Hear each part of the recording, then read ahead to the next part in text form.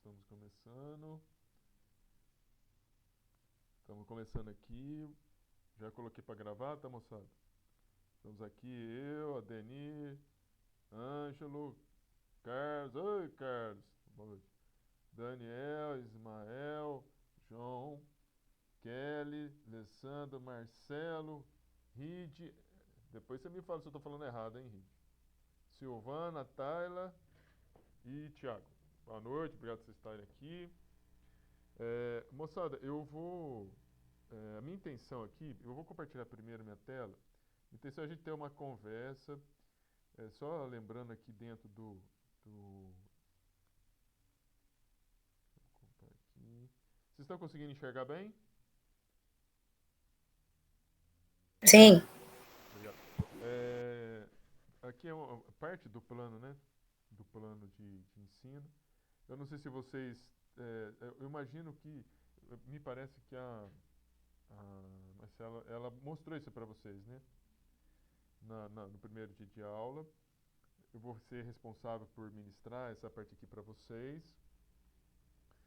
Ah, e a gente vai começar com o mundo nanométrico, histórias, conceitos, investimentos e aplicações atuais. Qual que é a minha intenção aqui com vocês? Minha intenção aqui com vocês é passar uma ideia, tá, gente? Que a minha preocupação é que existem tanta coisa acontecendo na ciência, tantas informações acontecendo na ciência, e se demora muito para poder algo novo entrar dentro da sala de aula. Tem vários motivos, né? Que acontece isso, a gente sabe, mas são vários, N motivos, né? Para começar, que o professor que está dentro da sala de aula não tem tempo sequer, às vezes, de ver uma TV, né? Quanto mais ele ler alguma coisa. Mas eu vou passar algumas informações para vocês, que a minha preocupação é passar algumas coisas novas, em alguns conceitos novos, em que a partir desses conhecimentos novos, vocês possam, pelo menos, olhar, tá? Olhar para o conceito. E vocês, a partir do conceito, vocês conseguirem inserir dentro da aula de vocês. Porque muito daquilo que vocês falam, a depender, claro, da aula que vocês estão ministrando, vocês conseguem inserir alguns conceitos e combinar o conceito sobre nanotecnologia, biotecnologia, juntos com os conceitos químicos que vocês estão ministrando.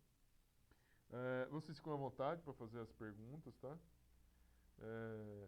Hoje, particularmente, a quantidade de slide é grande, mas.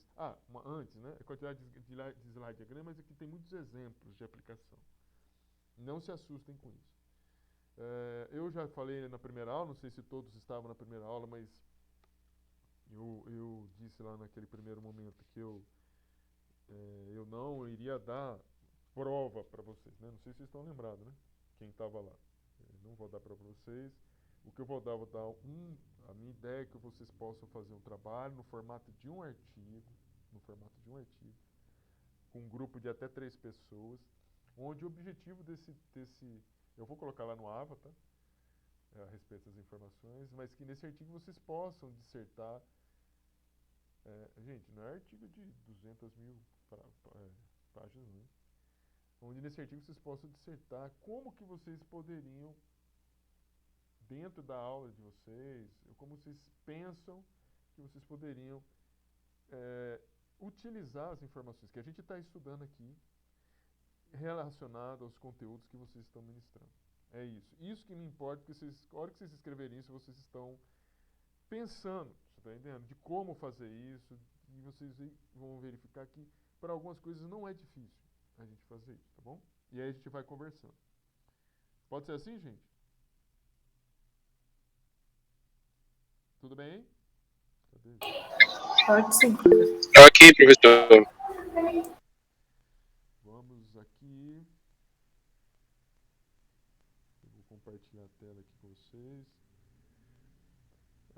Então, só me fala aí se vocês estão conseguindo ver. Sim. Tá sim. Sim. Beleza, beleza. Vocês podem me interromper a qualquer momento. Lembrando que estou gravando, depois eu vou colocar isso aqui no AVA, lá no Moodle, tá? Então, eu vou falar um pouquinho sobre essa questão do mundo nanométrico, um pouquinho de histórico, alguns conceitos, um pouquinho de investimentos e aplicações atuais, tá? Aí eu vou perambular para essas questões de conceitos básicos, preparo, um pouquinho só de preparo de partículas, problemas de escalonamento, propriedades nanoparticuladas, das aplicações, né, e dos investimentos. Novamente, a minha ideia aqui é passar uma série de informações para vocês, para que a gente possa conversar e a partir dessa conversa a gente possa discutir como que a gente, dentro da sala de aula, a gente pode abordar esses assuntos, tá bom? Vou falar um pouquinho dos conceitos básicos. Vou falar um pouquinho dos marcos históricos da nanotecnologia. Para começar, de 1931. Um ano bastante interessante, porque nesse ano de 1931, esse cidadão, que é o Ruska, Ernest Ruska, um alemão, fazendo só um parênteses, observem que geralmente a ciência ela depende muito dos físicos, dos químicos europeus. Hoje, mas na atualidade também, os físicos e químicos alemães na área de ciência. O Ruskas, ele foi o primeiro a desenhar, junto, lógico, com colaboradores, um pouquinho das informações de como funcionaria um microscópio eletrônico de transmissão. E isso acabou suscitando, 7 anos depois, para que esse cidadão, o von Ardenne, para que ele pudesse construir um microscópio eletrônico de varredura. Veja, se não fosse o Ruska, e que ganhou inclusive o prêmio Nobel, né, em 86, fatalmente a gente estaria sempre muito aquém daquilo que a gente tem hoje das informações e do desenvolvimento da microscopia.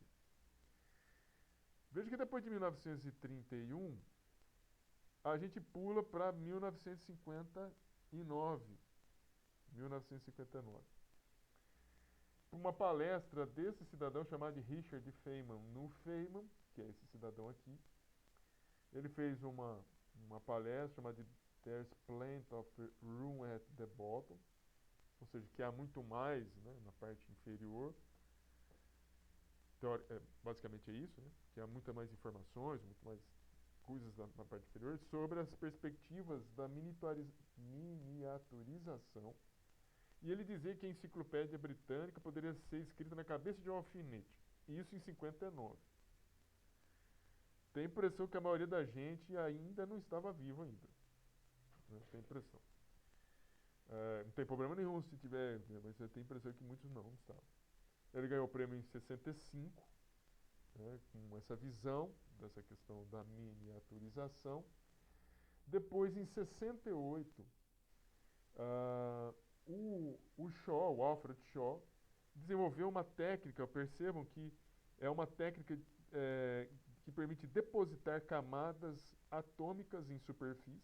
Então aqui são átomos colocados em superfície, de forma monatômica. Claro que não é nada, mas enfim, ele conseguiu. Não é simples, né? Hoje é simples, naquela época não era nada simples fazer uma camada monatômica.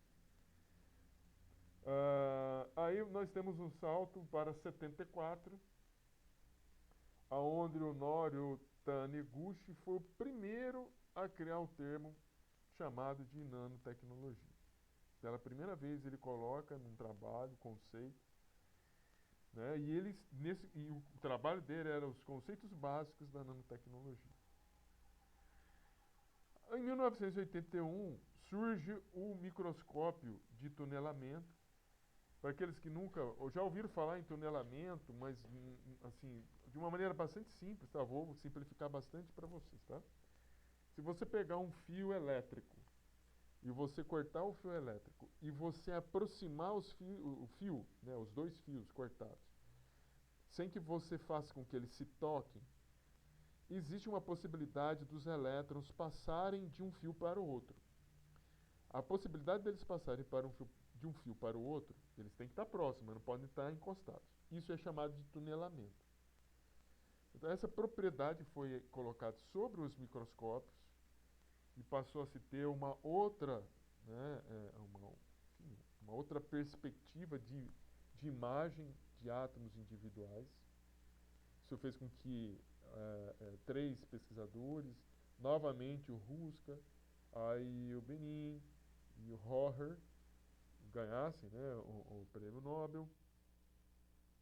Depois nós tínhamos, em 85, a descoberta do fulereno, fullereno é essa molécula, né, um C60, uma molécula com 60 átomos de carbono.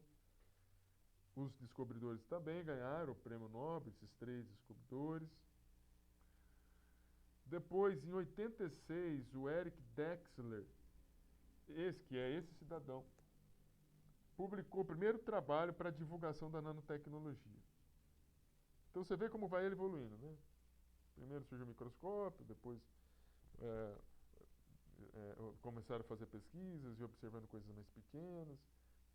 Aí começaram a se desenhar um futuro de que você poderia, ou seja, numa região que a gente não tinha informações, se você consegue ver coisas pequenas, fatalmente você vai encontrar coisas que você, a princípio, poderia não acreditar, mas que se esperava enxergar.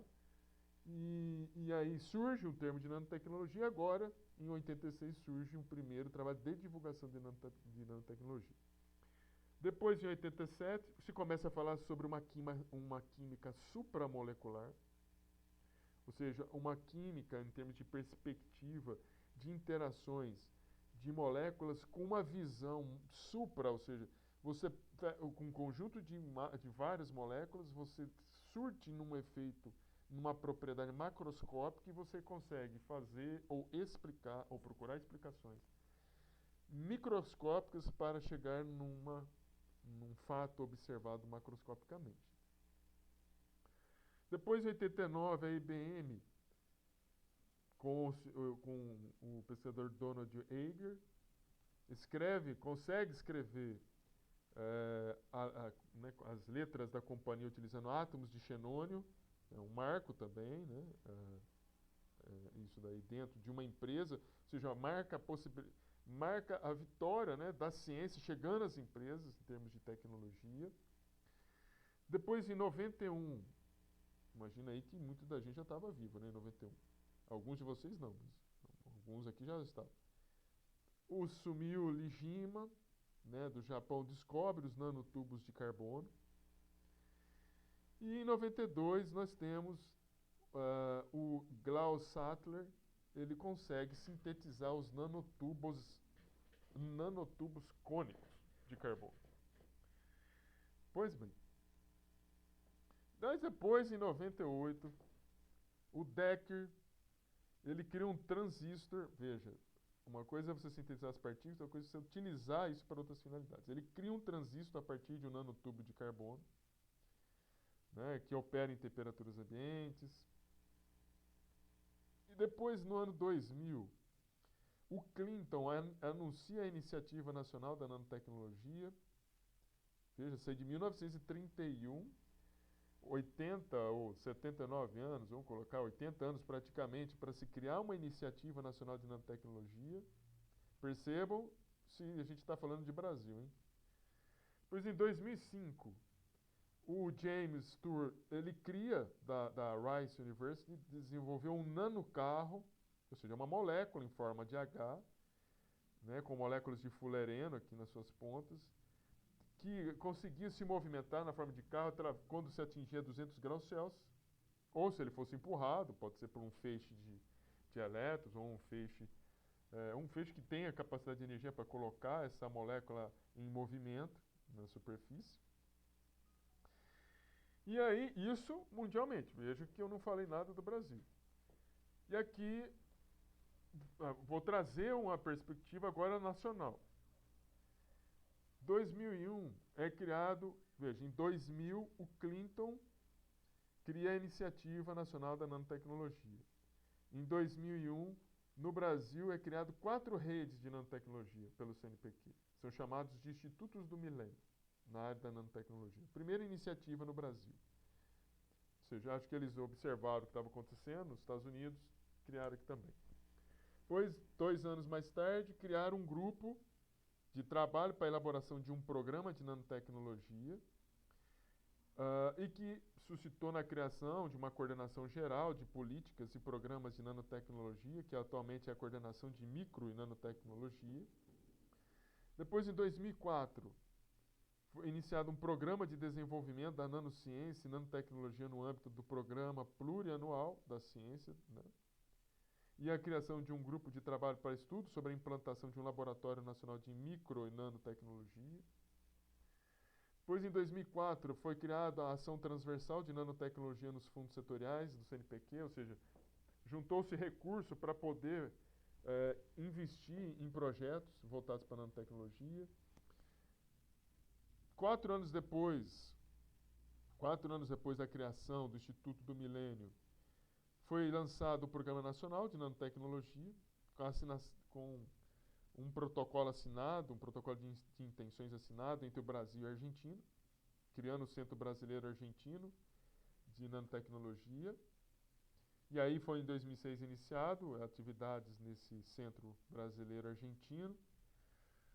Em 2008 é inaugurado no LNLS, que é o Laboratório Nacional de Luz Síncrono, o Centro de Nanociência e Nanotecnologia. Aí em 2008 ainda lança o governo federal, ele lança, né, uma política de desenvolvimento produtivo que compreende o Programa Mobilizador de Nanotecnologia. Um ano depois lança um fórum de competitividade de nanotecnologia. Veja que começa o estímulo.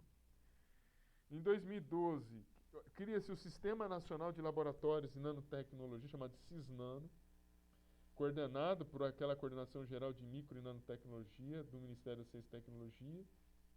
E em 2013 significa 12 anos depois, a CAPES aprova o primeiro programa de engenharia em nanotecnologia, mestrado e doutorado. Em 2019, antes da pandemia, surge a Lei 880 de 2019, que institui o marco legal da nanotecnologia em materiais avançados. Pois bem, mas o que é nanotecnologia, né? Se você pegar na ISO, né, ou seja, essas definições padrão que existem, nanotecnologia está escrito que é utilizar as propriedades dos materiais em nanoscala, que diferem das propriedades dos átomos individuais, moléculas e da matéria, para criar melhores materiais, dispositivos e sistemas que explorem essas novas propriedades.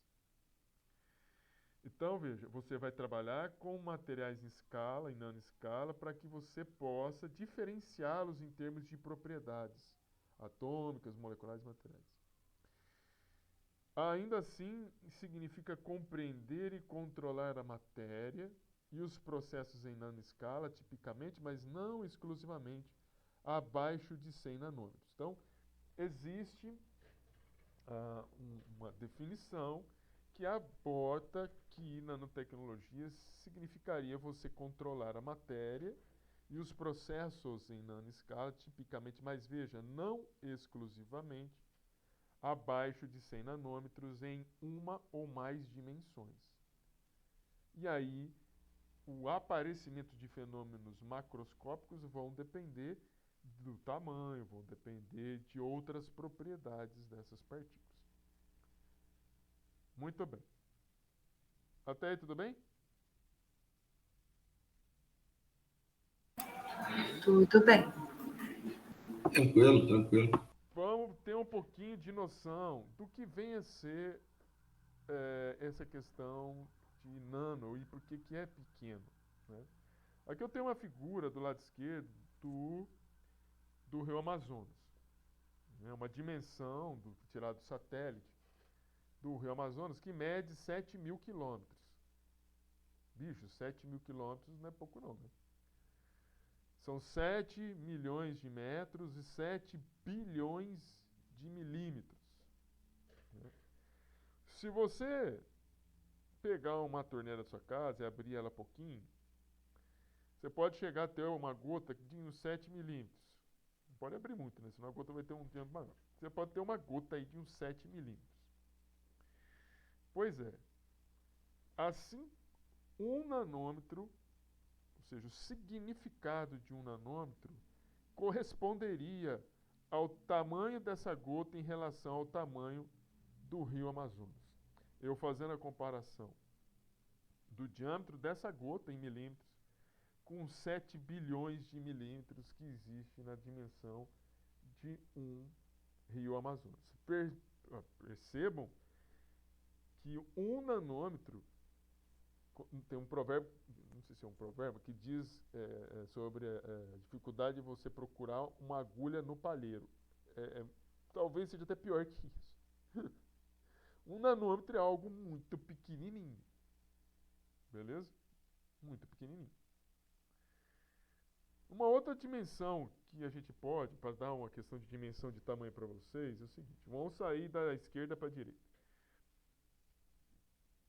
Aqui, eu tenho uma escala em nanômetros. Uma bola de tênis, essas normais, ela tem 10 a 8 nanômetros.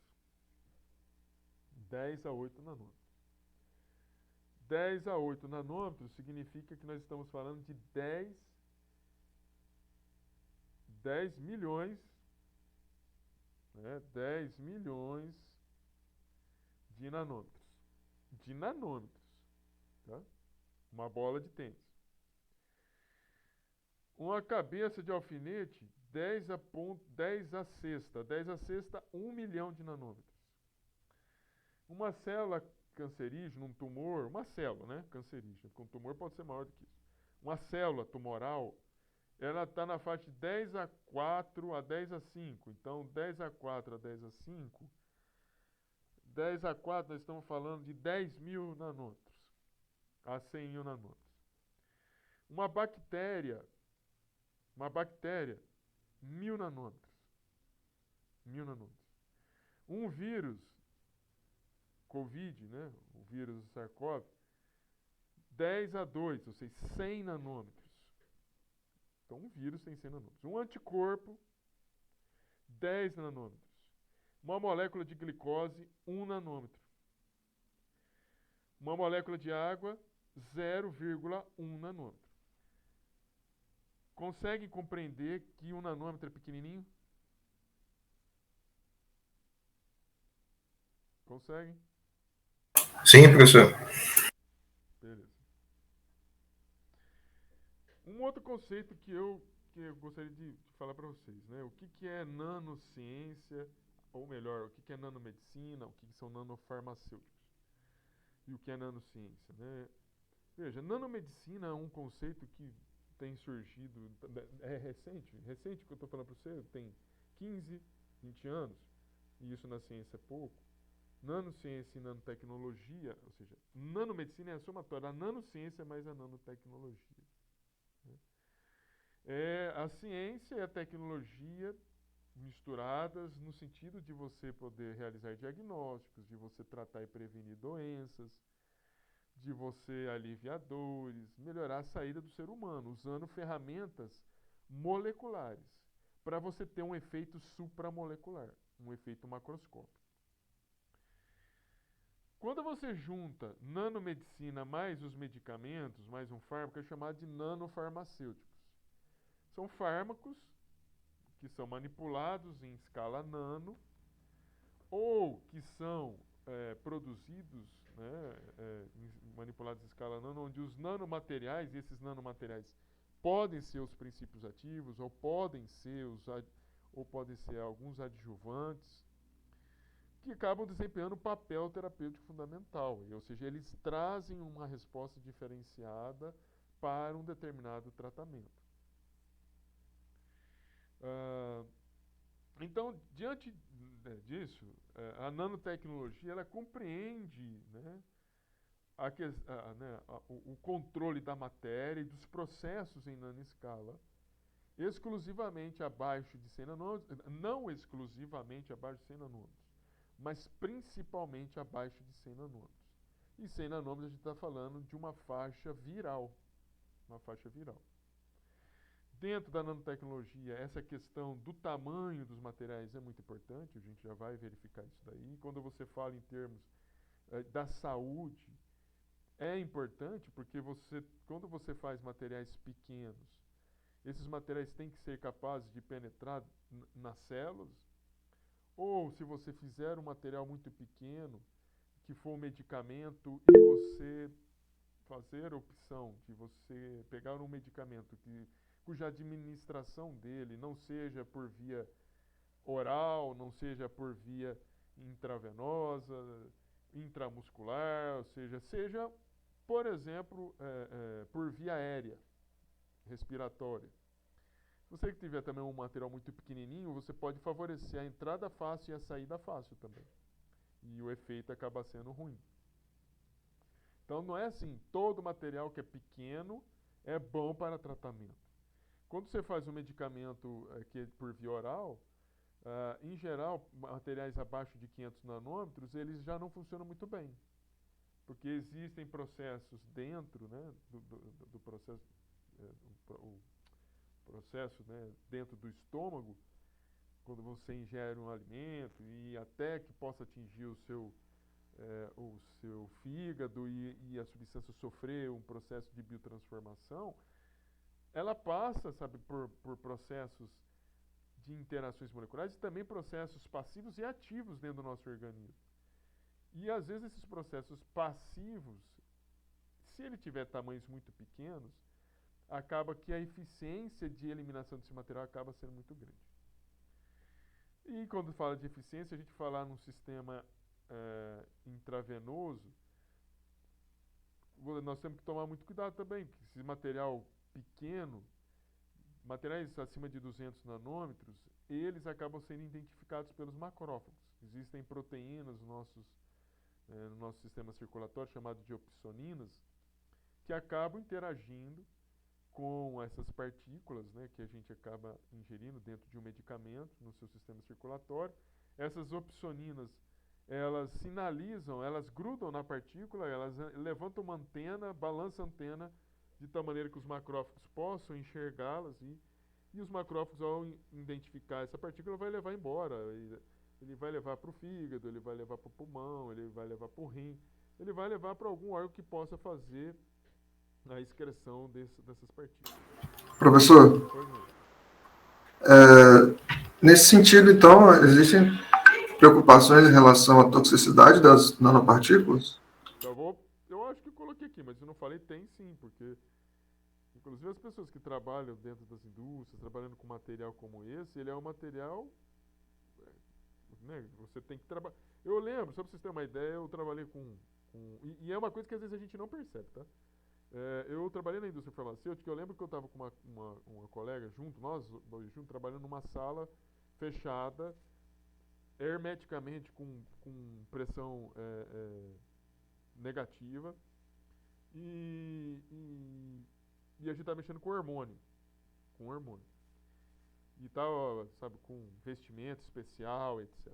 E a gente estava fazendo um processo de nanonização. Ou seja, a gente está pegando um princípio ativo, passando numa máquina, ela estava triturando ainda mais os cristais do medicamento. E a gente não... esse hormônio, ele tinha uma coloração, ele estava... para a identificação dele lá no medicamento, ele tinha um corante amarelo, chamado de alaranjado de metilo. Só que a gente não viu, porque quando você está trabalhando assim, a gente não consegue perceber muito ao seu redor. O material, claro que a gente estava com máscara, não essa máscara que a gente está usando agora por causa do vírus, aquelas máscaras que parecem um elefante, né? Uma máscara de proteção, de alta proteção, de material particulado. Mas virou uma nuvem no nosso lugar, a gente não estava enxergando essa nuvem, que a gente estava de óculos. Pra você ter uma ideia, a sala ficou empesteada de material nanoparticulado, contaminou as paredes, a sala foi interditada, ela teve que ser lavada, pintada, para depois ser reutilizada. Ela foi lacrada, só para você ter uma ideia. Então, tem que tomar muito cuidado, para que as pessoas que trabalham, assim como as pessoas que vão fazer uso, mas principalmente aquelas que trabalham na sua ciência. E quando a gente fala em tratamento, por exemplo, de células tumorais, partículas com tamanhos abaixo de 400 nanômetros são requeridas, porque as células tumorais, elas apresentam frestas, né, vamos dizer assim, poros. Ela tem um excesso maior desses poros, dessas frestas, em relação às células normais. E isso facilita a entrada passiva dessas partículas. Hoje a ciência está numa evolução em que já se tem feito sínteses em superfícies de partículas. Ou seja, já se consegue ligar materiais na superfície das partículas para ter um direcionamento maior dessas partículas para as células doentes ou para os tecidos doentes, para que você diminua um pouquinho os efeitos colaterais. Tudo bem? Estou conseguindo acompanhar aí? Sim, professor. Sim, professor. Aí, mas qual que é a importância do tamanho, né? Diz que tamanho não é documento, né? Que a gente não é porque você é grande ou pequeno que isso vai fazer diferença. Mas na nanotecnologia isso é muito importante. Na nanotecnologia isso é muito importante. Porque as coisas que são muito pequenas, elas acabam tendo uma propriedade chamada de superfície dividida por volume, que é chamado de área específica. Essa propriedade, né, superfície e volume, partículas muito pequenas, coisas muito pequenas, elas têm uma área superficial específica muito grande. Muito grande significa o seguinte: uma superfície grande para um volume pequeno. E isso acaba potencializando muito a ação desses materiais. Então aqui eu tenho um gráfico que eu estou mostrando para vocês. A área superficial em função do diâmetro das partículas. Veja, à medida que você diminui o diâmetro das partículas, estou caminhando aqui, ó, da esquerda para a direita, perceba que você aumenta muito a área superficial específica. Isso faz toda a diferença. Isso faz toda a diferença. Quando eu falei para vocês que na comunidade, na nossa comunidade, tamanho não é documento. Se você pega um veículo pequeno e compara com um veículo grande, fatalmente, a depender do que você vai fazer com o veículo, se você vai usar para sua família, se você precisa de um veículo para estacionar, com facilidade para estacionar, um veículo pequeno seja mais eficiente que um grande. Se for para levar sua família, pode ser que um veículo pequeno não seja. Então depende muito da aplicação desses materiais. Na nanotecnologia, tamanho é documento, ou seja, você precisa de materiais pequenos para que você possa ter esse efeito aqui. É muito simples. E aqui eu vou chamar a atenção de vocês dessa questão da área superficial específica. Imagino eu que vocês gostam de fazer churrasco. Tem alguém que não gosta de fazer churrasco aí? Não sou muito... Com o preço da carne é difícil, pessoal. Eu nem sei, depois dessa questão pandêmica, depois da questão do preço da carne, pode ser que tenha gente que está com saudade. Você está entendendo? Apesar de que existem os colegas que são vegetarianos, mas você sabe que eu já participei de um churrasco vegetariano, que eu até gostei, gente. Eu comi lá, eu achei legal o churrasco vegetariano, mas claro que ele comia o vegetal lá, churrasco lá do vegetal, tava com a picanha, mas faz tempo isso. Né? Depois você foi direto para uma churrascaria, né? Claro. Não, é que ele comia o vegetal, a gente comia a picanha do lado. Quando a picanha não estava o preço que é hoje. Né? Mas assim, o sal grosso, que você sabe que o sal grosso tem um diâmetro muito maior do que um sal refinado. Pois é, se eu falar para vocês, se você pegar um sal grosso e um sal refinado, e você pegar a mesma massa desse material, e você colocar no mesmo volume de água, qual dos dois vai dissolver mais rápido? O fino? O fino. Sem dúvida nenhuma, o fino. Mas por que isso? Porque, veja, aqui eu estou tentando demonstrar isso para vocês. Você tem um cristal, você imagina que seja uma bolinha dessa aqui de um sal grosso. Um cristal que tem essa área, 6 metros quadrados, num volume de 1 metro cúbico, que se você pegar, pegando olha que 6 metros quadrados não é pouco, né? E você dividir 6 metros quadrados por 1 metro cúbico, você vai ter essa área específica, né? A área superficial específica de 6 metros. Teoricamente, nós estaríamos falando que isso aqui teria 6 metros de superfície de contato. Aí, você imagina que a gente pegue esse cubo e a gente fracione esse cubo em vários cubinhos. Vários cubinhos. Se eu juntar todos esses cubinhos, vai dar esse cubão. Mas eu vou fatiar esse cubão aqui em vários cubinhos. Onde a área superficial de um cubinho pequenininho desse aqui, ele tem 0,375 metros quadrados. E isso daqui. E o volume de um cubinho, 0,0156 metro cúbico.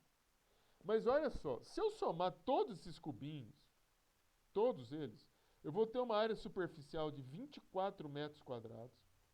E se eu dividir a área superficial de 24 metros quadrados, área superficial, aliás, o volume de do cubo, né, desse cubo, a somatória, eu vou ter 20, claro que a somatória de todos os cubinhos juntos, né? Que a somatória é 1 metro cúbico, eu vou ter uma área superficial específica de 24 metros. Você percebe que se eu tiver eu não sei se vocês conseguem enxergar isso. Se eu tiver esse cubo, ele tem uma superfície de contato, mas se eu fraciono esse cubo em cubinhos, a área superficial dele aumenta. Vocês conseguem enxergar isso? É como pegar os pedacinhos de um cubo mágico, né, professor? E colocando, enfileirando, né? Vai dar um monte. Eu vou dar um outro exemplo para vocês.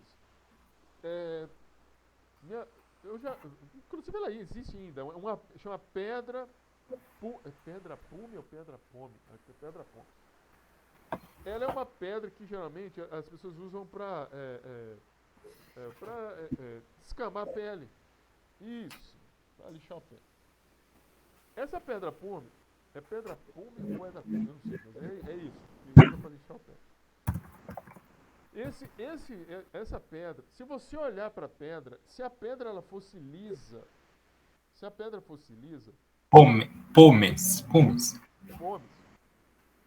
Isso. fala aí, cara, como que é? É pedra pomes mesmo. Pomes, né?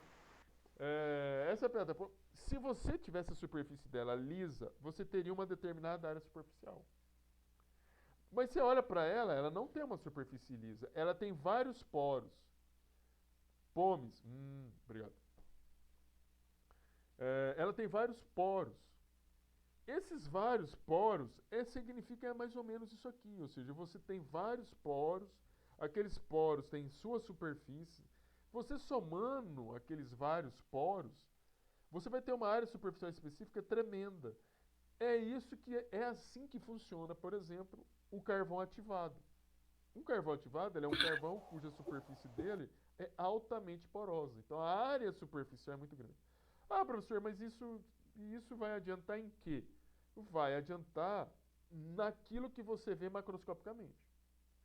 Isso vai alterar a velocidade de uma reação química.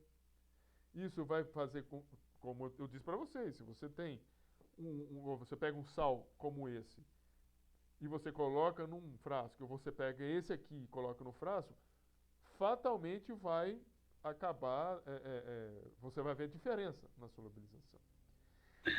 É igual o pulmão, né, professor? É igual o pulmão, né? O pulmão cabe um volume muito maior de ar do que o volume total dele, né? Sim.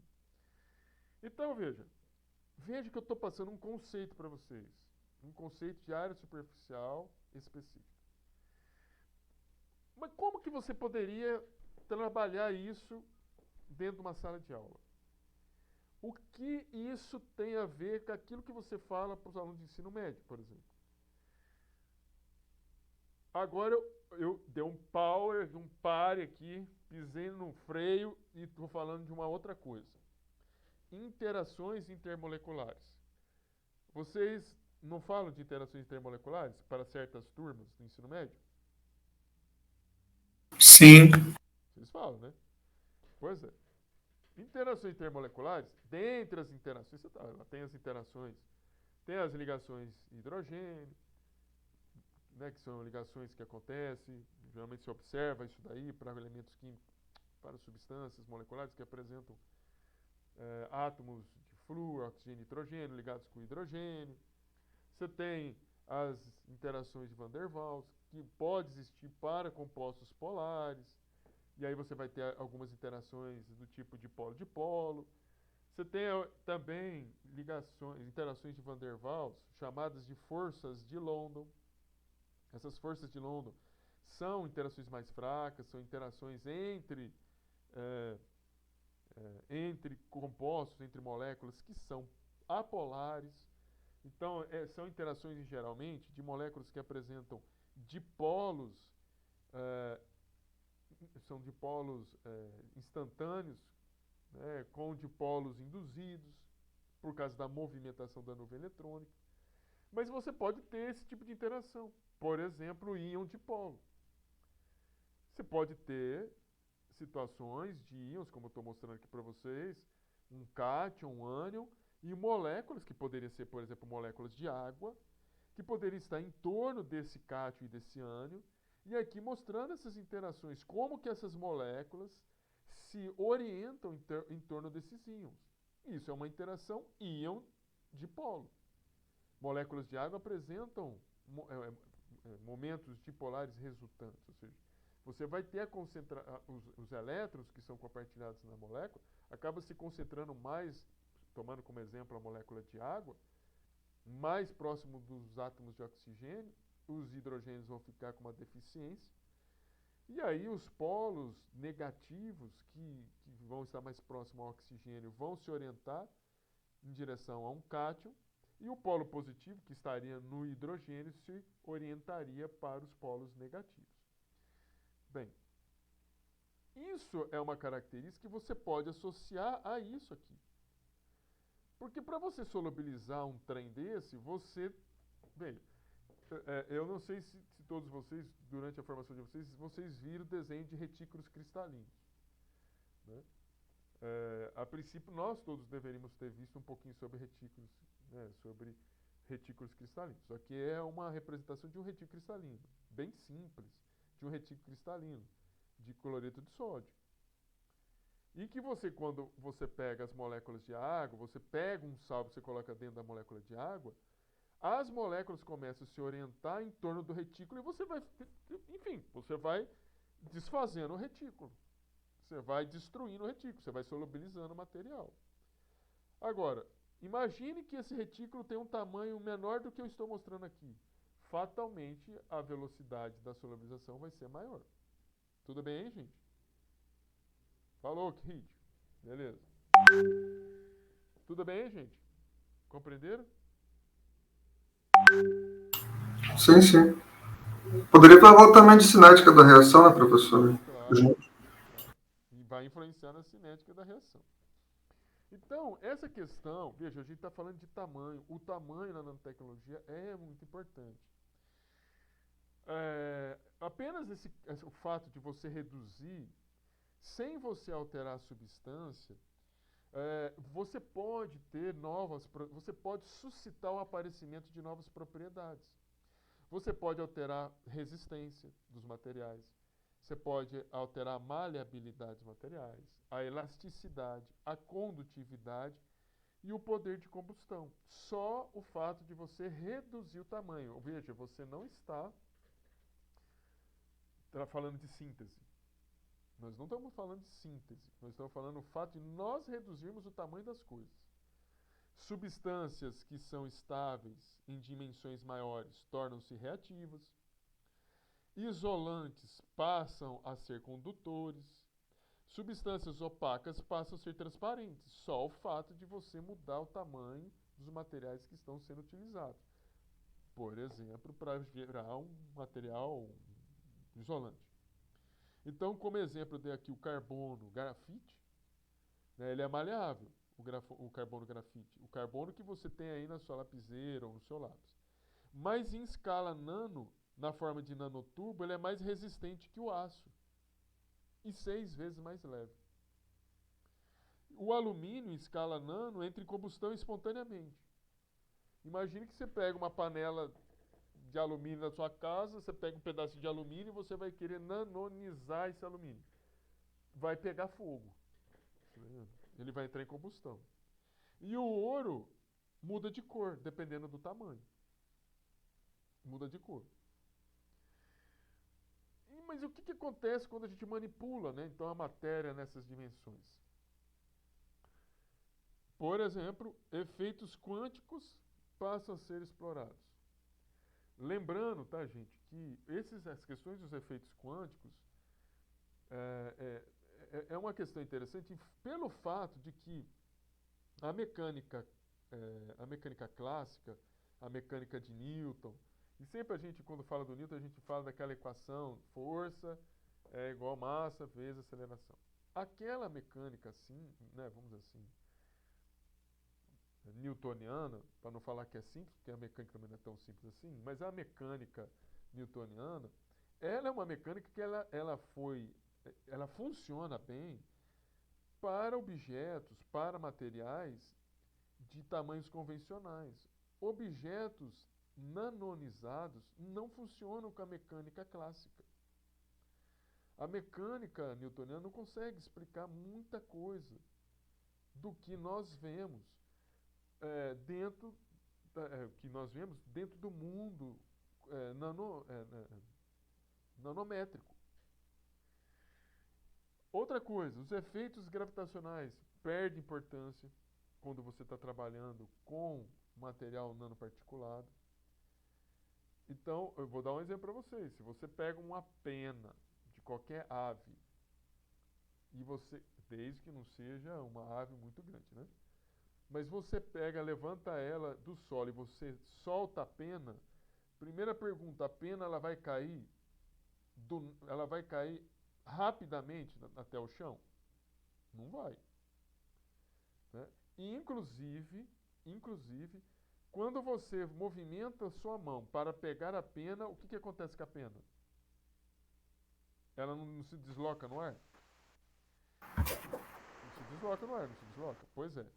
Esse movimento da mão em pegar a pena e só o seu movimento da mão em deslocar o ar, esse exemplo que eu estou dando para vocês é o exemplo de ações que a mecânica newtoniana não consegue explicar.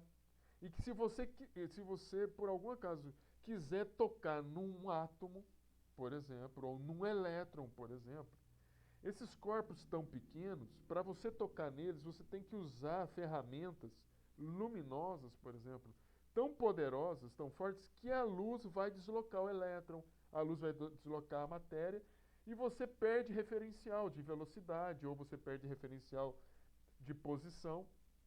E aí, a mecânica newtoniana não te permite fazer muitos cálculos. Então, você tem que ir na mecânica quântica. Propriedades óticas acabam sendo exploradas. Forças atômicas e moleculares, como eu falei, as forças de Van der Waals, começam a ter ações importantíssimas, eu vou mostrar para vocês. Logo aqui abaixo. Exploração de propriedades nanométricas para obter efeitos macroscópicos. Então, a nanotecnologia ela tem esse objetivo, gente. Se nós reduzirmos o tamanho, ou se nós produzirmos alguma coisa pequena, e essa coisa pequena não te gerar um efeito macroscópico diferenciado, então a gente não pode falar que nós estamos trabalhando com nanotecnologia. Fatalmente, nós precisamos que ao trabalhar, ao nanonizar, ou seja, ao reduzir o tamanho de algum material, a redução desse tamanho precisa provocar uma alteração macroscópica. Tudo bem aí? Vamos ver. Tudo sim, professor. Agora, aqui eu estou dando um exemplo para vocês. Antes de falar desse exemplo, eu vou falar da lagartixa. Eu imagino que vocês já viram uma lagartixa aí na casa de vocês, correto? Com certeza, né? E a lagartixa, vocês já perceberam que ela, em qualquer superfície, independentemente dela se é horizontal ou vertical, ela consegue andar, correto? Aí eu pergunto para vocês, muitas pessoas acham que nas patas, né, nas mãozinhas e nos pezinhos da lagartixa tem ventosas. Eu vou falar para vocês que não tem ventosa. Na lagartixa não tem ventosa. O que acontece lá na lagartixa, nas patinhas da lagartixa, é que lá na patinha dela existem vários pontos de contato vários pontos de contato. São dezenas de pontos de contato que existem numa mãozinha e num pezinho de uma lagartixa.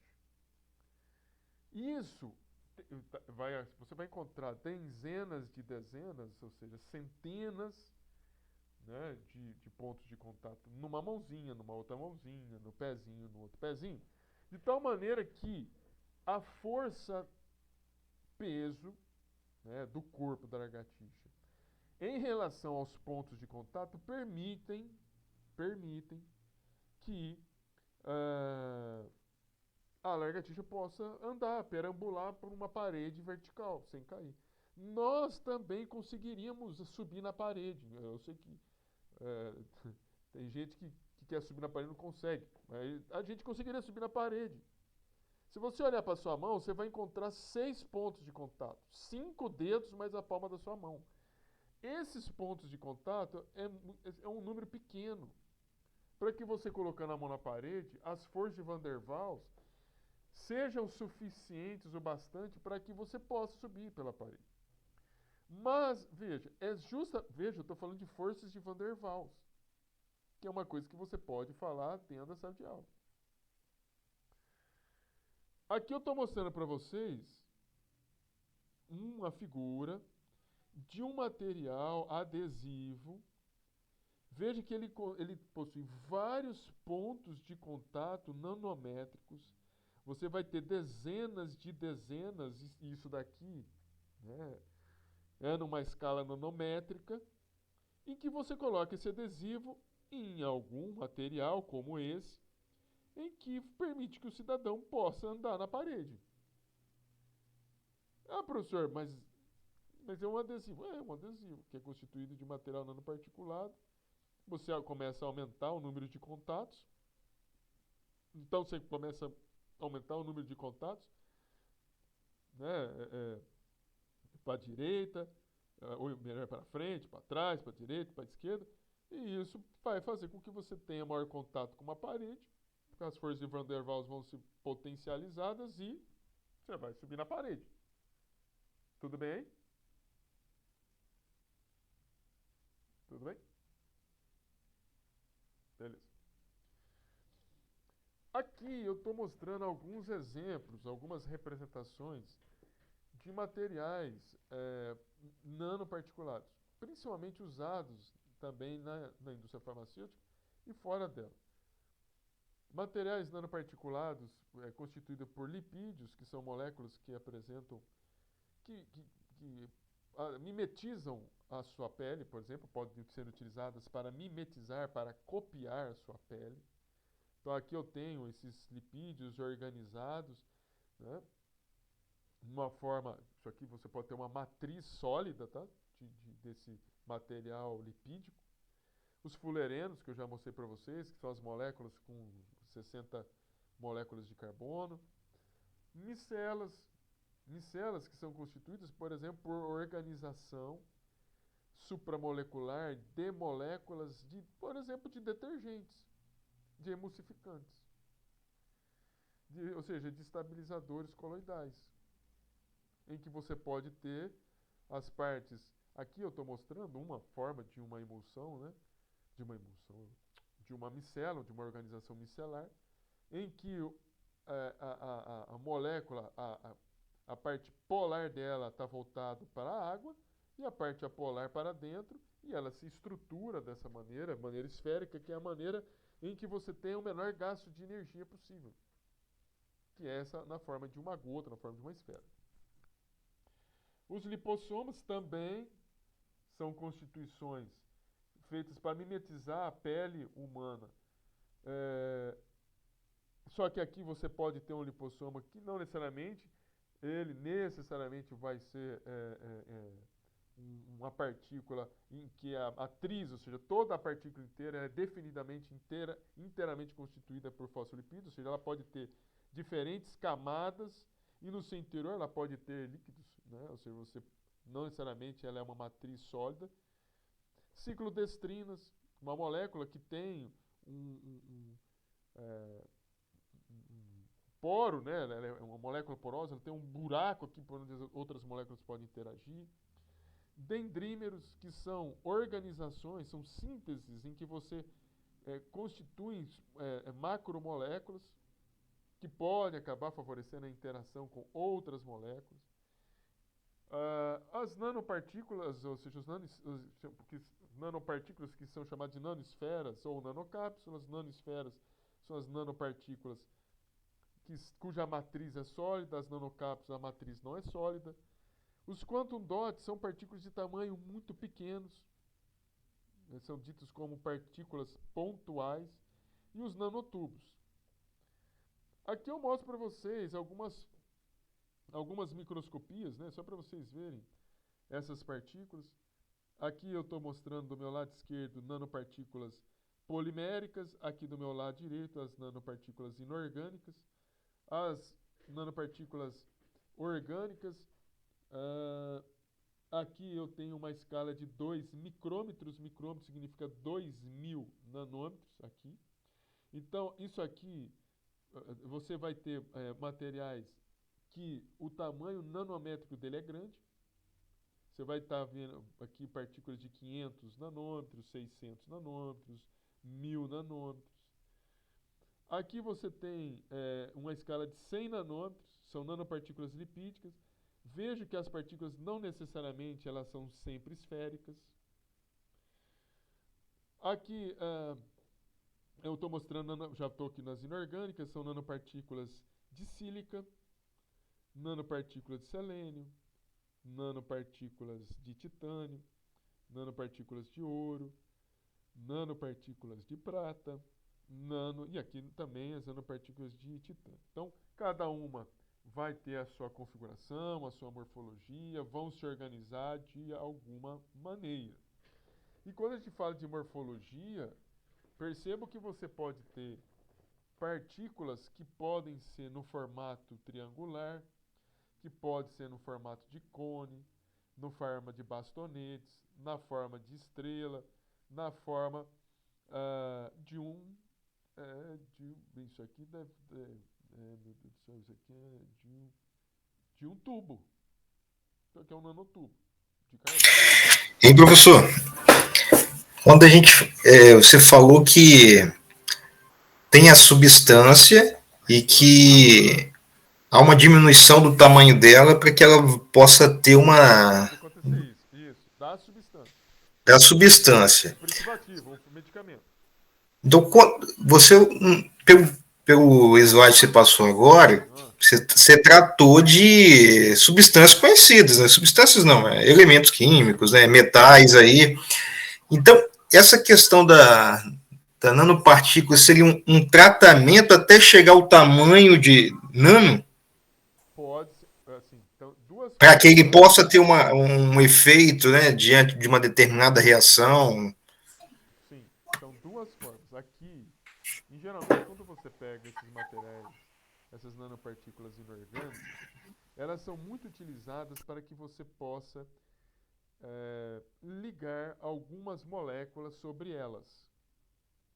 Né? E, geralmente você faz síntese, produz as nanopartículas, depois você altera a superfície dessas partículas, potencializando essas partículas com superfícies alteradas para interagir com a sua molécula de interesse. Essa sua molécula de interesse poderia ser, por exemplo, um anticorpo.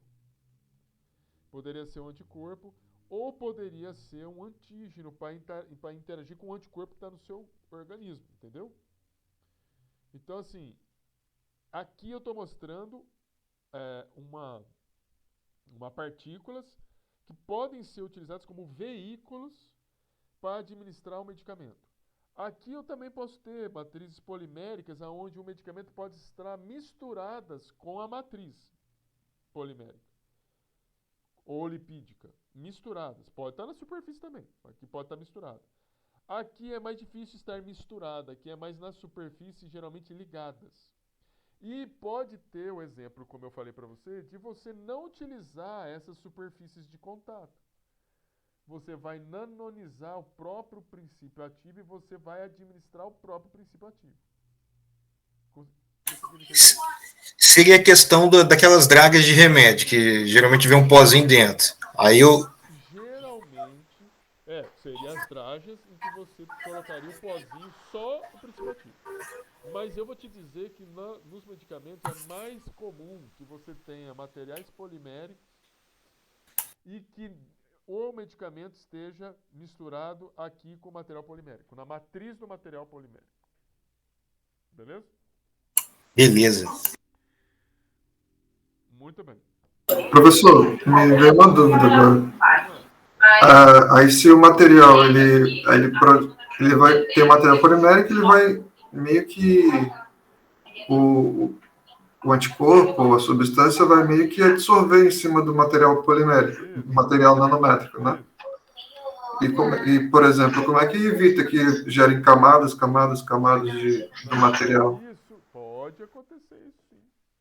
Pode. Agora, quando a gente está trabalhando com esse tipo de material, que possui uma superfície modificada, a superfície tem uma quantidade de sítios de ligação. A hora que você começou você preencheu aquele sítio, você pode até favorecer algumas interações de Van der Waals. Mas, em geral também, a alteração da superfície foi feita para que as partículas, você possa ter alguns efeitos repulsivos para que as partículas não se juntem, porque senão elas vão agregar. Elas vão agregar. Então, é feito todo essa engenharia nanoscópica aí, de tal maneira a tentar se evitar. Claro que acontece, tá? Mas se tenta evitar, e tem se obtido com bastante sucesso, se evitar a agregação dessas partículas, tem se conseguido ligar as moléculas à superfície das partículas, mas como que se evita o excesso? Tem que fazer durante o procedimento de preparo dessas partículas, você utilize uma concentração menor do medicamento. Quando você usa uma concentração menor, você tem que verificar, porque como a concentração é menor, as partículas são menores, o efeito desse fármaco, desse medicamento, pode ser diferenciado no seu organismo. Ele precisa ser estudado em termos de farmacocinética e farmacodinâmica também. Mas pode sim acontecer isso. E isso é avaliado, tá? Isso tá. Entendi. Vou falar um pouquinho, muito rapidamente aqui, sobre preparo de partículas, tá? Veja que, e aqui ainda, se a gente vê, tem outros, tá bom? Outras vias. A ideia não é ficar falando muito também dessas vias de preparo, porque senão fica muito maçante a aula, porque senão eu só vou citar e vou mostrar alguns exemplos. Pois é, a gente tem métodos de preparo com as nanopartículas poliméricas. Você pode preparar elas por emulsão e evaporação de solvente, por emulsão espontânea de fusão de solvente, por salto em alto, por nanoprecipitação, por polimerização in situ. As nanopartículas lipídicas podem ser por microemulsão a quente, pode ser por emulsão ou difusão. Os quantodots podem ser pelo processo chamado de litografia, síntese coloidal, epitaxia. As nanopartículas inorgânicas são processos sintéticos e os nanotubos de carbono também. Vou dar um exemplo aqui, tá bom? De um preparo de material polimérico muito convencional, uma técnica muito convencional já utilizada com domínio fácil de fazer. Imagina que você tenha um fármaco hidrofóbico, que você não consegue administrar ele intravenosamente, porque se você administrar esse fármaco que é lipofílico, ou seja, que ele é hidrofóbico, ou seja, que ele é apolar, se ele for muito apolar, a tendência é ele acabar agregando no seu sistema circulatório, ele pode causar um entupimento no sistema circulatório, pode causar um problema sério. Mas o medicamento é importante, pode trazer efeito, foi feito teste, ele pode causar a cura de um determinado mal, né, do seu organismo. Como que você pode fazer? Vamos usar de um sistema chamado de drug delivery, ou seja, de liberação de droga, né? Esses sistemas de liberação controlada, né, chamados de sistemas de liberação controlada, são sistemas que você produz, em que você vai utilizar uma fase orgânica em que você pega um polímero, mistura junto com óleo ou não, mas precisa ter um solvente mais um fármaco. E aí você vai misturar isso com água e mais tensoativo. Por quê? Se você usa um solvente orgânico, que seja um solvente, geralmente na emulsão e evaporação é um solvente clorado, solventes clorados como cloroformo, de clorometano, quando você mistura em água, ele é immiscível. E você agita isso daí vai virar uma emulsão. Vai virar uma emulsão. Para quem não lembra o que é uma emulsão, eu tenho certeza que na casa de vocês tem emulsão aí dentro. Todo mundo tem um creme aí. Ou um creme, uma pomada. Isso daí, um creme, uma pomada, é uma emulsão. Beleza? Uma emulsão estável. Né? Mas quando você... Beleza, tá aí. Beleza. Falou, até mais, abraço. Veja que quando você mistura essas coisas e você agita, se você não tem o tensoativo, o que vai acontecer? Ele vai fazer a emulsão, mas a emulsão vai quebrar e ela vai separar a fase orgânica da fase aquosa. Para quem não está entendendo muito bem, se você pegar água e misturar com óleo, água e óleo eles se misturam por pouco tempo. Por pouco tempo. É só você chegar aí na tua casa, pegar um pouquinho de água, um pouquinho de óleo, coloca ela num frasquinho pequenininho e agita. Você vai ver o que vai acontecer. Aí deixa ele separar, não vai demorar muito não. Para separar, coloca um pouco de detergente aí, sabe? Isso daí são SDS, geralmente, que tem nesses... Professor, desculpa, uma vez eu vi uma questão que é microemulsão, que dependendo da quantidade que você tem de cada um, você consegue fazer Isso. o que fica estranho. Usando a mão, você vai formar uma microemulsão. Eu iria na primeira. Essa questão da emulsão. Se vocês pegarem óleo em água e óleo, isso pode ser inclusive em sala de aula, levar um frasquinho pequenininho. Se você agitar, você vai ver que essa mistura vai virar uma mistura esbranquiçada, ou seja, você provoca uma coisa, quimicamente chama, você vai cisalhar uma fase na outra, ou seja, você vai quebrar, cortar uma fase em pequenos pedaços. E essas pequenos pedaços vão se misturar. Se você não tiver um agente emulsificante lá, ou seja, um detergente, um estabilizante coloidal, a água vai se separar do óleo facilmente. A hora que você coloca um pouco de detergente, você vai ver que vai começar a demorar um pouco mais. E se você colocar um pouco mais de detergente, vai demorar um pouco mais. Até você encontrar equilíbrio, que vai demorar bastante. Tá? Então, essa é a finalidade de você colocar um tensativo. E depois você tem um processo de evaporação desse solvente, pode ser por via magnética, por roto-evaporador, ou ambos. Roto-evaporador é um processo de retirada, né, do solvente orgânico à pressão reduzida, negativa. Depois de ter uma etapa de lavagem, porque você tem que retirar esse tensoativo aqui, porque se você for administrar num cidadão que tem muito tensoativo, você também pode causar um processo de intoxicação na pessoa. E veja que depois da etapa de lavagem, geralmente você liofiliza o material. Liofilizar é você ter uma suspensão e você retirar toda a água e obter um pó. Para quem nunca viu isso, é um processo que se faz para se obter leite em pó. Você pega o leite, né, o leite que, modo de dizer, o leite que você tem na tua casa, você leva numa máquina, o leite tem que estar congelado, e a água ela é perdida na forma por sublimação. Ou seja, a água sólida ela evapora por sublimação e você vai obter só os constituintes do leite, assim como você obteria as nanopartículas sólidas, para fins de serem armazenadas por mais tempo. Isso aqui são algumas moléculas que são usadas nesse processo, né? Essa molécula que é a policaprolactona, o ácido lático com ácido glicólico. Esses aqui são polímeros que são aprovados, por exemplo, pelo FDA. O FDA é a Anvisa dos Estados Unidos, e aqui também no Brasil, também é autorizado para ser utilizado esses polímeros para fins farmacêuticos. Tem outros, tá? Tem o polihidroxibutirato, o polihidroxibutirato hidroxivalerato, o álcool polivinílico também. Qual que é a característica desses polímeros? Eles são biodegradáveis, biocompatíveis. Biodegradáveis, você insere eles no seu organismo, eles vão se degradando, né? E biocompatíveis, não vão causar aversão do seu organismo. O seu organismo não vai identificá-los como materiais intrusos ou materiais que vão causar problemas para a sua saúde.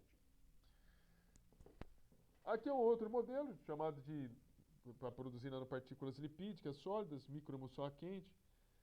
Você pega um lipídio, gordura, é claro que não é gordura que você tem na sua casa, tá? São as gorduras, são moléculas que mimetizam a sua pele. Você mistura com fármaco, um fármaco hidrofóbico, com uma temperatura de 5, 10 graus Celsius, acima, né, da temperatura. Eu também tenho, né, aqui um recipiente com água e tensoativo. Esse material tem que estar acima da temperatura de fusão, tá? Da temperatura de fusão do lipídio. Você verte o material, agita, vai formar, sem dúvida nenhuma, uma emulsão. E você, claro que nessa emulsão você vai ter as moléculas do fósforo, dos lipídios, se inserindo nas moléculas de água, expondo a parte polar. Aqui, no caso em particular, você tem mais óleo do que água. Então, aqui em particular, nessa fase oleosa, as moléculas do lipídio, inclusive poderiam ser as moléculas do fármaco, eles acabam se inserindo aqui pela sua parte apolar na fase oleosa, expondo a parte polar, e essa parte polar estaria em contato, por exemplo, com a água. Aqui é um preparo de nanopartículas lipídicas chamado de emulsão de fusão. Novamente, o lipídio ele é dissolvido junto com o fármaco e acetona. Você verte a acetona para um frasco contendo água e tensoativo e deixa isso aqui agitando, esfriando. E aí o que acontece? A acetona tende a se difundir muito rapidamente para a água. E ao se difundir muito rapidamente para a água, ela vai acabar provocando a secagem das partículas. Aquelas gotas de solvente orgânico acabam secando e você tem as partículas rapidamente. Aqui são alguns exemplos de lipídios, né? São fosfatidilcolina C18, C16C14, ou seja, são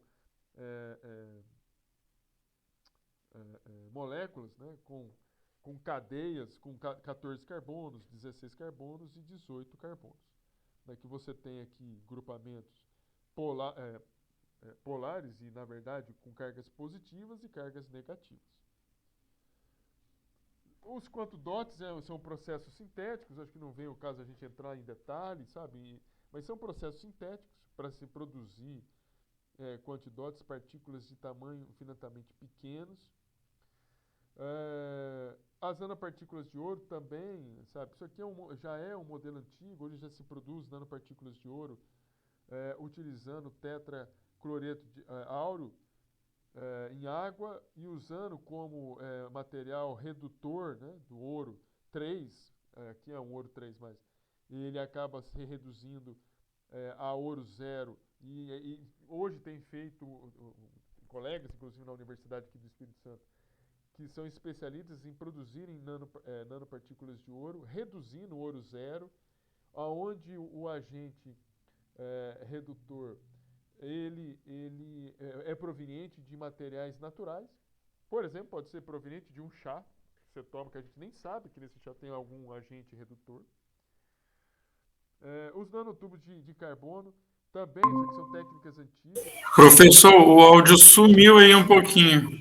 O áudio tinha sumido. Vocês estão me ouvindo agora? Sim. Tá bom. Eu estava falando aqui que essas síntese das nanopartículas de ouro, elas, em geral, elas envolvem uma fase aquosa, em que você tem o tetracloreto de ouro, e o ouro aqui está numa fase oxidada, ou seja, é um ouro catiônico, é um ouro 3, e você mistura mistura água, cloreto áurico, uma solução, né, hoje se estão utilizando muito soluções de materiais verdes, chás, ou seja, são extrações de plantas que apresentam na sua constituição materiais oxidativos, agentes redutores, ou seja, materiais que se oxidam, na verdade, então eles são agentes redutores, eles vão reduzir o ouro que está nessa forma para ouro zero, constituindo um material nanoparticulado. E aí, claro que tem todo o tratamento de temperatura, de pH, para você chegar no final e ter um material nanoparticulado de ouro. Os nanotubos de carbono também nada assim, também é uma técnica antiga essa, né, que você tem um suporte que é um catalisador metálico, em que você tem uma fonte de carbono, você verte a fonte de carbono sobre essa superfície metálica e você desloca essa superfície metálica, no sentido de que ao se deslocar, você produziria esses tubos de carbono. Técnica antiga para você fazer os tubos de carbono aqui, mostrado na microscopia. Veja que a dimensão do comprimento do nanotubo de carbono não é nanoscópico. O que é nanoscópico é o diâmetro do tubo. O diâmetro do nanotubo, que é o nanoscópico. Beleza? Mas uma coisa que a gente precisa... deixa eu falar uma coisa para vocês. Geralmente, eu dou um intervalo para o pessoal, para a gente também não ficar direto, porque cansa, né? Precisa dar uma descansada. Geralmente eu dou uns 15, 20 minutos. Vocês preferem... Na minha aula, geralmente, lá quando eu estou dando aula de sexta-feira, eu dou aula de sexta-feira, gente, à noite. Eu paro às 8h30. Mas se vocês quiserem, às 8h, 8h30, eu queria perguntar para vocês. Se vocês, assim, um intervalo aí, para fazer um intervalinho. Quero vocês. Umas 8 horas é bom, né, professor, dar um intervalinho? Você pretende ir até que horas hoje? Eu acho que a gente... tá marcado até às 10, mas eu acho que a gente não vai conseguir chegar até às 10, não. Então a gente termina antes. Mas tá marcado até às 10. Vamos umas 8 horas, 8h10, uma hora que você dá um intervalo aí. 8 horas, fazer um intervalinho aí? Pessoal, o que vocês acham? Beleza, 8 horas. Pode ser. Tudo bem. Vamos lá. Eu vou mostrar para vocês um problema de escalonamento. Porque, veja, eu falei para vocês de conceitos básicos, falei das questões de preparo muito superficialmente, tá? Só para vocês conhecerem. Mas veja, até no preparo, né? Até no preparo, vamos voltar aqui. Até no preparo, você pode dentro... Só um minutinho. Até no preparo, a gente consegue trabalhar junto com os alunos, a depender do que você está trabalhando dentro da sala de aula. Porque aqui a gente está trabalhando sobre emulsão. Emulsão é interação entre substâncias. E a gente sabe que água e óleo, por exemplo, não se misturam. E não se misturam porque uma substância é polar, outra é apolar. Então essas questões de interações e termodinâmica são muito fortes dentro da nanotecnologia. Beleza? Você pode estar trabalhando com orgânica. Você pode falar de nanotecnologia, você pode falar de partícula e você pode falar das moléculas. Ou de grupos que estão dentro dos polímeros, para você falar sobre com os seus alunos. Vamos continuar aqui. Agora, eu vou começar a falar alguns problemas para vocês. Uma coisa, moçada, é você estar no laboratório e você fazer isso aqui. Outra é você sair do laboratório, você ir numa empresa e você repetir o que você viu no laboratório numa escala piloto ou mesmo numa escala industrial. Veja bem, aqui eu tenho dois exemplos. Eu tenho um agitador.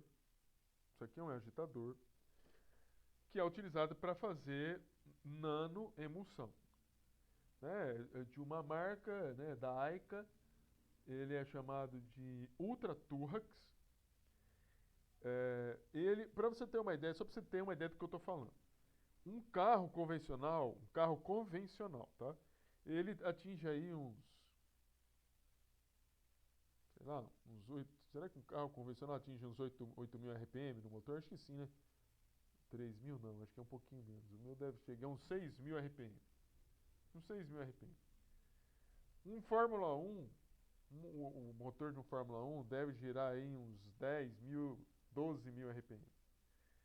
Esse aparelho que eu estou mostrando aí, ele atinge 24.000 RPM. Você há de concordar que 24.000 RPM é rotação para burro, concorda? Roda muito. Demais. Pois é. Mas por que isso? Porque nós precisamos de uma grande quantidade de força para poder cisalhar muito material e eles se misturarem para você gerar partículas, ou melhor, gotículas pequenininhas de solvente orgânico na água. Professor, Oi. RPM é rotação por quanto? Por minuto? Por minuto. Ah. Significa que no minuto esse aparelho dá 24.000 rotações. É bastante, né? Se você considerar que um carro tá 6.000, 8.000. Ou com Fórmula 1. É absurdo. É claro que aquece, né? Inclusive o líquido aquece. Tem que ter um sistema, porque se você deixar um trem disso aqui com 10, 15 minutos, começa o líquido a aquecer. O líquido aquece aqui, ó, se você deixar isso aqui agitando. Aí você pensa bem, como que você sai de um trem desse tamanho, e você vai para a indústria para usar um trem desse tamanho? Que veja, é diferente, é muito diferente. Veja que você tem aqui alguns motores, com certeza para poder fazer a agitação. Isso aqui é a parte de baixo, né, do agitador. Aqui você está vendo a cuba, tudo inox, dentro de uma indústria farmacêutica. E ele vai fazer a movimentação. Mas por que é difícil, professor? Porque os efeitos, gente, que você causa aqui no líquido, com essa quantidade de líquido, com esse aparelho, não necessariamente vai ser a mesma coisa quando você está saindo de um volume que pode ser, por exemplo, 50 ml, e você vai trabalhar, por exemplo, com 20 litros, ou não, você pode trabalhar com 100 litros. Porque as forças que você está trabalhando, a magnitude das forças que você está trabalhando dentro da indústria, elas são potencializadas a esmo. E muitas vezes você não estudou a influência de sair de um padrão de laboratório para um padrão industrial. E aí você fecha tudo lá no laboratório, deu tudo certo, você vai na indústria, não dá nada certo. Não dá nada certo. Aí você tem aqui o problema de escalonamento da questão ainda da homogeneização. Isso aqui é um aparelho um aparelho de laboratório. Isso aqui é onde vocês estão vendo aqui, ele é um frasco para conter sua amostra. Essa amostra, você imagina que você tenha uma emulsão que você preparou por aqui. Poderia ser uma emulsão que você preparou por aqui, ou poderia ser uma solução de lipídio. Você é colocado aqui, a bomba vai sugar esse material aqui para dentro, e aqui todos você tem um sistema de estrangulamento. Então, ele é um sistema de fluxo forçado sob estrangulamento.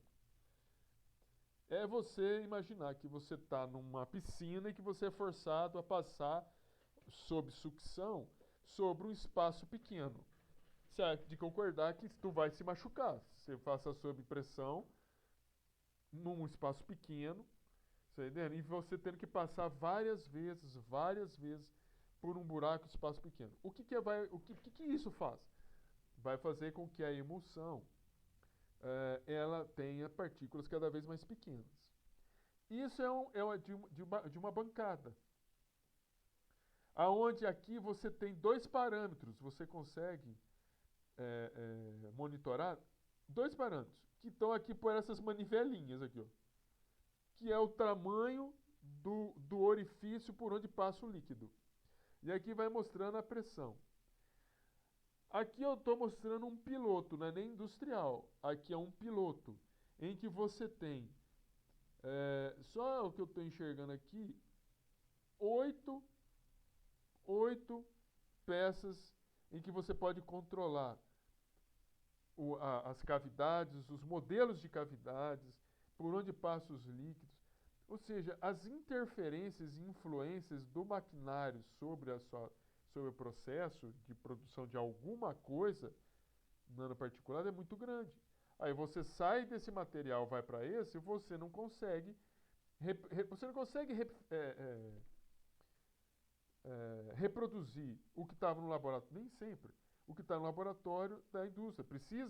Por isso que precisa ter um processo de estudo científico, inclusive quando você sai do laboratório e vai para uma escala piloto e para depois ir para uma escala industrial.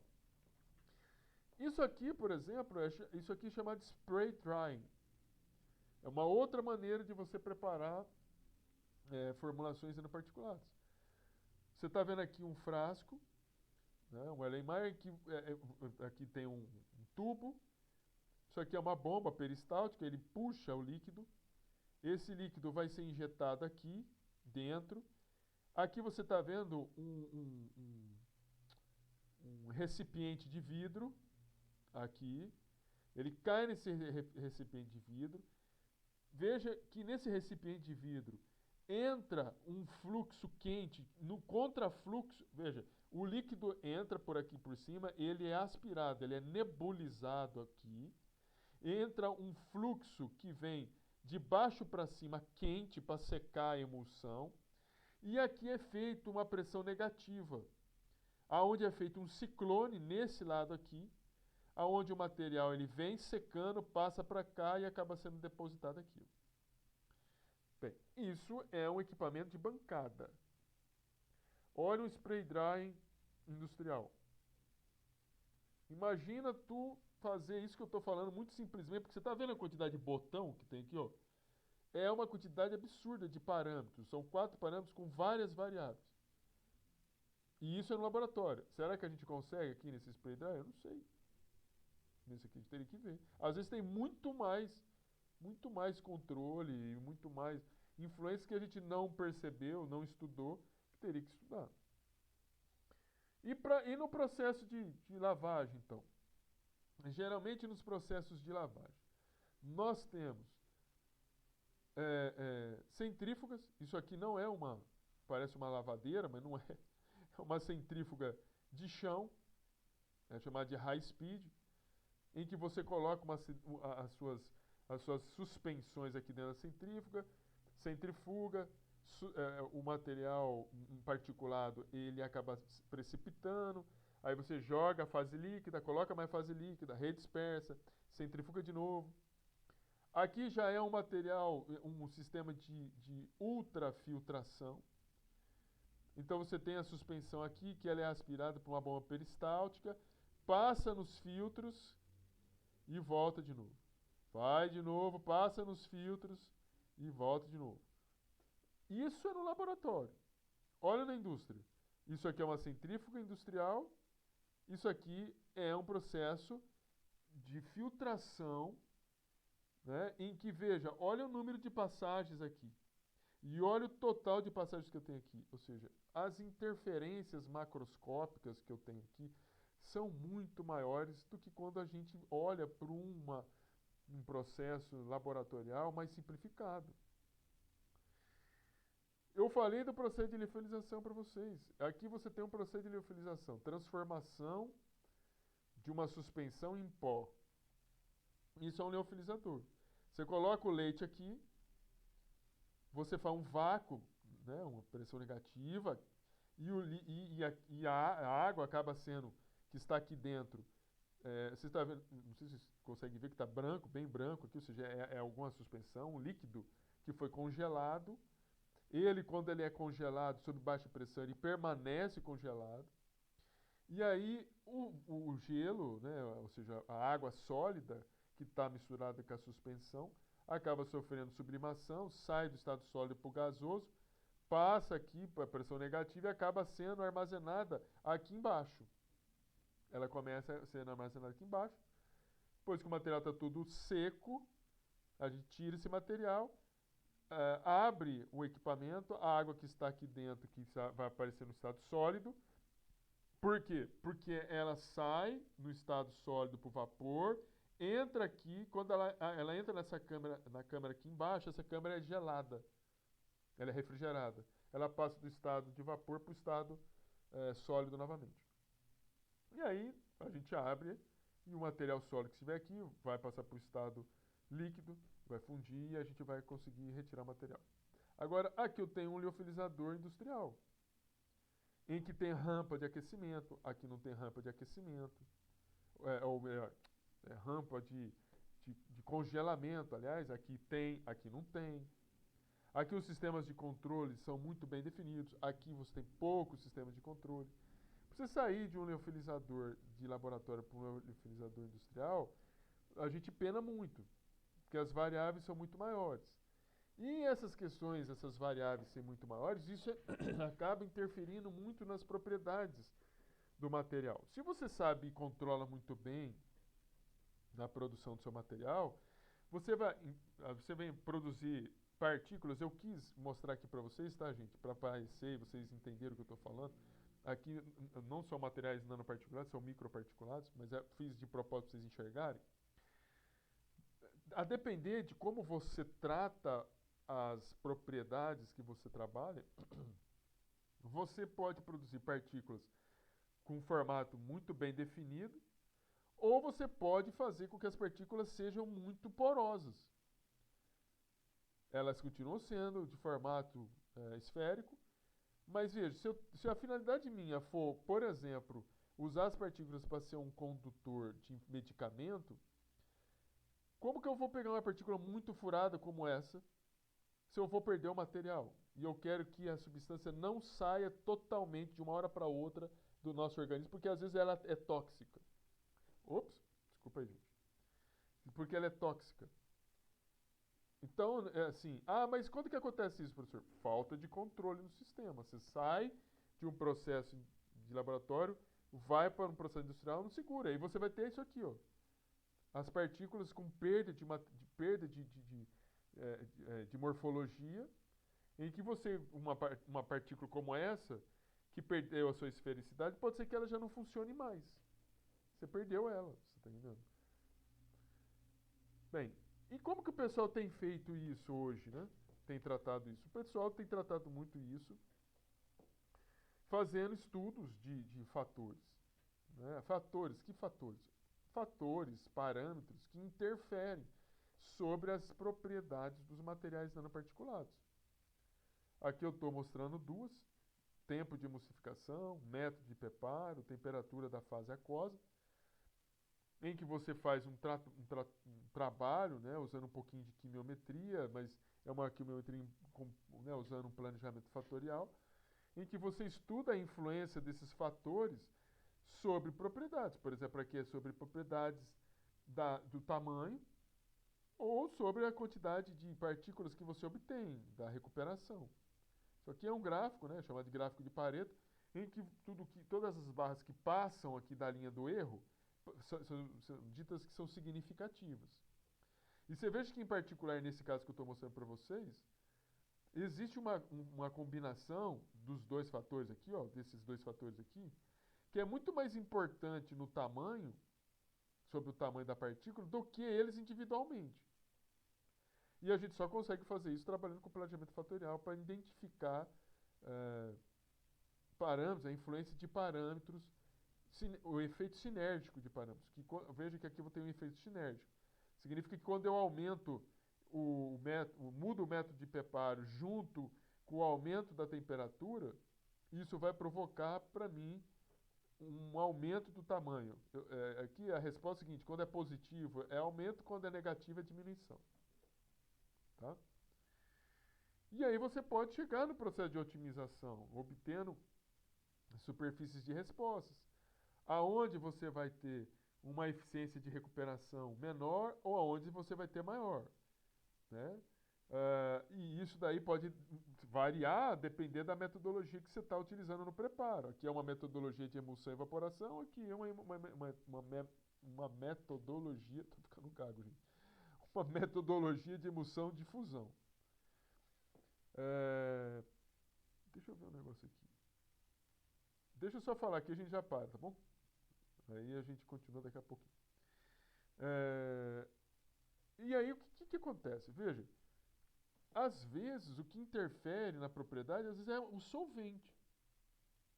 Perceba que aqui eu tenho 4 solventes. Eu tenho acetonitrilo, eu tenho acetona, dimetilformamida, dimetilsulfóxido. Veja que eu tenho os parâmetros de solubilidade deles. E veja o tamanho das partículas. Perceba que as partículas não são as mesmas, né? Eles estão aqui, são parâmetros de solubilidade calculados para 4 solventes orgânicos em questão do tamanho das partículas, do tamanho prático dessas partículas, né? E observe que o solvente que você utiliza dentro do processo de preparo pode sim ser importante. Lá, sabe, aqui no processo de emulsão e difusão, ele pode sim causar problemas. Você pode ter partículas grandes, você pode ter partículas um pouco menores. E isso, gente, acaba, como eu falei para vocês, se a gente não controla, acaba dando um efeito muito grande, assim, um problema dentro dos processos de manufatura industrial. Olha só aqui, ó. Aqui eu estou mostrando a velocidade para vocês. De RPM. Eu saí de 500 para 10.000 RPM. Veja que o tamanho aqui não variou muito para essa temperatura.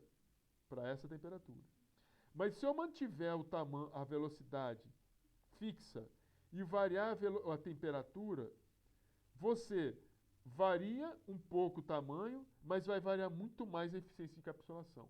Às vezes, a influência sobre uma propriedade é pequena, você pode ver que existe, mas ela é pequena, e outras, a depender da temperatura, a influência é muito grande sobre a eficiência de encapsulação, por exemplo, de um medicamento.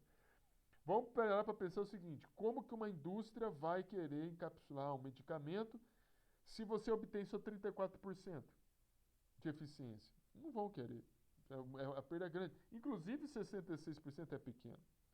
Tá? Quando você está falando em termos industriais. Em termos científicos, pode ser que não, mas em termos industriais, sim. E aí, se a gente não controla esse tipo de coisa, fatalmente nós vamos ter respostas para o laboratório. Isso aqui são respostas. Nossa, professor, Oi. caiu faz um tempão. Professor, Oi. já caiu já faz um tempão, não tá compartilhando a tela mais. A gente estava tentando falar com o senhor, não estava dando, não. Eu acho que é porque deu 8 horas e era para fazer um intervalo. E aí você estava programado, tá vendo? Vamos então, vamos fazer um intervalo e depois a gente volta. Que horas a gente volta, professor? Daqui uns 15, 20 minutos. Falou? Tudo Tá bem. ok, então. Beleza. Falou. Daqui uns 20 minutos a gente volta.